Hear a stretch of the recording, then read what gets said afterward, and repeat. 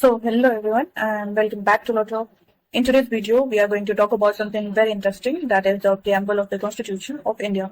So if you are a law student, judiciary aspirant, or even just someone who is curious about how our legal system works, you are absolutely in the right place. So now, many of us read the preamble in school or colleges, but let's be honest, most of us memorize it for exam and forget it right after the exams, right? But the truth is, the preamble is actually the soul of the Constitution. So today we are not just going to read it, we will understand it, like what it really means. So, the first question, what exactly is the preamble? So think of it like like the introduction of a book. Like whenever you open a book, the first page usually tells you what the book is about, what you should expect from it, right? So similarly, the preamble tells us what kind of country India wants to be, what values our constitution believes in, and what goals the nation wants to achieve. So in simple words, we can say that constitution is the soul of the if the constitution is the body, then our preamble is the soul. So it reflects the vision of the people who drafted the constitution. Now, the preamble did not just appear randomly. Its origins come from something that is called objective resolution, that was introduced by Jawaharlal Nehru on 13 December 1946. At that time, India was preparing to become an independent nation. So the leaders had to ask an important question, like what kind of country do we want India to become? Then the objective resolution answer that question by declaring ideas like justice, equality, freedom, and sovereignty of the people.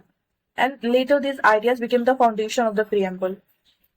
So we can say that the preamble is basically the dream blueprint of an independent India. Now, let's read the actual preamble. So, we, the people of India, having solemnly resolved to constitute India into a sovereign, socialist, secular, democratic republic, and to secure to all its citizens. So, now pause for a moment and look at this phrase. This. It is saying that we, the people of India, not we, the government of India, we, the king of India, we, the rulers of India, right? It is saying we, the people of India. That means the real power of the constitution comes from the people. And in the other words, we can say that constitution was not gifted to us by any king or ruler. We literally gave it to ourselves. That's a pretty powerful statement, right? So now the next, justice, social, economic, and political, liberty of thought, expression, belief, faith, and worship, equality of status and of opportunity, and to promote among them all fraternity, assuring the dignity of the individual and the unity and the integrity of the nation. In our Constituent Assembly, this 26th day of November 1949, do hereby adopt, enact, and give to ourselves this Constitution. We'll understand it in the next slide, step by one. So, our first phrase was, we, the people of India. As we discussed, it established that, the ultimate authority of the Constitution lies within the citizens. Like in a democracy, power flows from the people to the government, not the other way around. So if someone ever asks you, who is the real sovereign of the India? The answer is simple, that is the people of India. And yes, that includes you, me, and even someone who is watching this video while having snacks. So yes, we all are a part of that huge thing. Now, the preamble described India using 5 very important words, that was sovereign, socialist, secular, democratic, republic. This word defines the basic identity of the Indian state. And interestingly, 2 of these words, like this socialist and secular, were added later through the 42nd Constitutional Amendment Act 1976. So, okay, we'll understand what is sovereign, socialist, secular, democratic, and republic one by one. So, sovereign means the India is completely independent, and socialist means the state that aims to reduce economic inequalities, while secular means the state doesn't have any, doesn't favor any religion. State has no its religion. We are equal for the state. And democratic means the government is elected by the people. And last, republic means the head of the state is elected, not hereditary. Like whenever the election is going on, to rule the state, election is held to choose who is going to rule this state. It is not hereditary that if someone is ruling this country this time, their son or their brother will rule next time. We literally do election in every 5 years to decide who is gonna run the country, right? So basically, there is no king, no dictators, only democracy. Now, the importance of the preamble. Now, you might ask, if the preamble is just an introduction, does it really matters legal? So the answer is yes, it does matter, because the preamble helps a court to understand the spirit of the constitution. Because as I said, that constitution is the soul of the constitution. Preamble is the soul of the constitution, sorry. So sometimes law can be confusing and ambiguous. So in this situation, judges often look at the preamble to understand what is constitution trying to achieve. So it acts like a guiding compass for constitutional interpretation.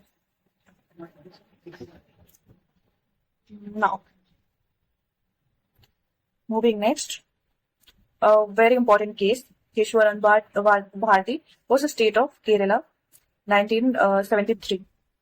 It is related to preamble, because in this case, the Supreme Court made two major observations. First, preamble is the part of the constitution. Second, it reflects the basic structure of the constitution. However, the preamble itself cannot be directly enforced in the court. So we can think of it like a mission statement of a company, like it guides everything, but it is not a specific rule or law. So now moving next. So why the preamble matters today? So even today, the preamble continue to guide Indian democracy. It reminds us that the purpose of the constitution is to ensure liberty, equality, justice, and unity. So whenever we talk about constitutional values, we are basically referring it to the principle mentioned in the preamble. So we can say that preamble acts like a moral compass for the nation. So yes, moving next. Now, the core objective of the Constitution. So the preamble promise four major ideals, that is justice, liberty, equality, and fraternity. This value define the kind of society India aims to build. Justice, what justice ensures? So it ensures fairness. Liberty ensures freedom. Equality ensures no discrimination. And fraternity ensure that despite our diversity, we still feel a sense of brotherhood as a citizen of the same nation. Okay. So these values form the moral vision of our constitution. So let's quickly summarize. The preamble introduced the constitution. It explained the nature and philosophy of the Indian state, established that sovereignty lies with the people, and it reflects the core value of the justice, liberty, and fraternity. In short, we can say that the preamble is the spirit and guiding vision of the constitution. So yes, this was it. That brings us to the end of the today's video. So I hope this explanation helped you understand the preamble of the Constitution of India in a simple and a clear way. So if you found this video helpful, do support LAW TROVE by liking the video and subscribing the channel, and drop your favorite emoji in the comment section. And if you want this PPT, just drop your email in the comment section. We will send this PPT to your email ID. So in the next video, we will discuss an extremely important topic, that is fundamental rights under the Constitution of India. So yes, thank you for watching, and I'll see you in the next video.